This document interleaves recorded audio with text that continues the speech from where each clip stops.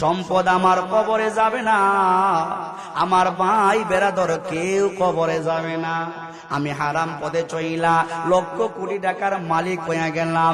একটু চিন্তা করে দেখেন, এই লক্ষ টাকাগুলো আমার আপনার কবরে। আল্লাহ নবী যদি চাইতেন, আল্লাহ নবীকে জিবরিল আমিন একদিন নবীজির খেদমতে আগমন করলেন। আমার ভাইয়েরা, শুধু তাই না, আল্লাহর নবী যখন মেরাজে গিয়েছিলেন, মেরাজে যাওয়ার সময়ে আল্লাহর নবীকে একজন ডাকতেছে, একজন মানুষ আল্লাহর নবীকে ডাকতেছে। জিবরাইল বলেন, ইয়া রাসূলুল্লাহ, ইয়া হাবিবাল্লাহ, ওই ব্যক্তির ডাকে আপনি সাড়া দিয়েন না, সামনে যান। আর একটু সামনে গেলেন, আল্লাহ নবী জিবরিল আমিনকে বললেন, জিবরাইল, ওই লোকটাকে কেন আমাকে নিষেধ করলা? জিবরাইল বলেন, ইয়া রাসূলুল্লাহ, ওই লোকটা ভালো না, ওই লোকটা হলো শয়তান। আপনি তার জবাবে যদি ডাক দিতেন, সাড়া দিতেন, আপনার অধিকাংশ উম্মত গোমরাহ হয়ে যেত। আপনি ডাক দিচ্ছেন না, এটা ভালো করছেন। এই কারণে আমার ভাইয়েরা, কিয়ামতের ময়দানে আল্লাহর আদালতে সব নবী রাসূলদের উম্মতদের মধ্যে আমাদের নবীর উম্মতরা বেশি জান্নাতে যাবে। জোরে কোন ঠিক কিনা?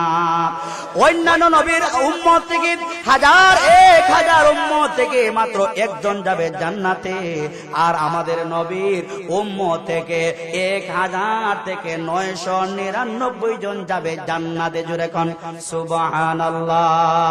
তাহলে আমার ভাইয়েরা, সদা সর্বদা হালাল খাওয়ার দরকার আছে না নাই? জুড়ে বলেন, হালাল খাওয়ার দরকার আছে না নাই? আল্লাহ বলেন, ইয়া আইয়ুহার রাসূলু কুলু মিনাত তাইয়্যিবাতি ওয়া আমালু সালিহা।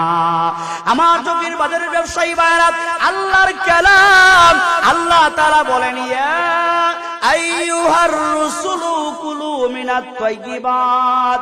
আল্লাহ তাআলা বলেন, নবীদেরকে বলেন, নবীদেরকে আল্লাহ ওসিয়ত করেন, নসিহত করেন।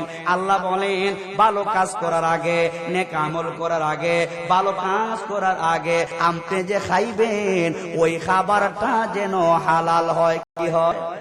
এত আসতে না, জোরে বলেন, কি হয়? খাবারটা যেন হালাল হয়। আমার ভাইয়েরা, হালাল খানা যদি হয়, হালাল খানা খাইয়া আপনি যদি নামাজে দাঁড়ান, ওই নামাজ আল্লাহর দরবারে কবুল হয়ে যায়। জোরে কোন ঠিক কিনা?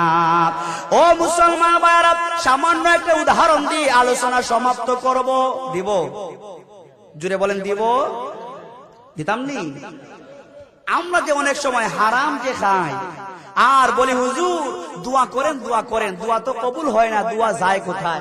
আমাদের পেটে যা ঢুকায়, এগুলো হালাল না হারাম ঢুকায়? জুড়ে বলেন, হালাল না হারাম ঢুকায়? হারাম ঢুকায়। হারাম মাল খাইয়া দোয়া আল্লাহর কাছে একটা না, দুইটা না, 1000 বছর করলে এই দোয়া আল্লাহর দরবারে কবুল হবে। কিন্তু আপনি বাস্তবে যদি হালাল খানা ভক্ষণ করেন আর হালাল খানা খাওয়ার পরে আল্লাহর কাছে যদি আপনি আল্লাহকে আল্লাহ বলে ডাক দেন, আল্লাহ বলে ডাক দিতে দেরি হবে, আল্লাহ আপনার ডাকে জবাব দিতে বিন্দু মাত্র দেরি হবে না। ঠিক কিনা? ও মুসলমান।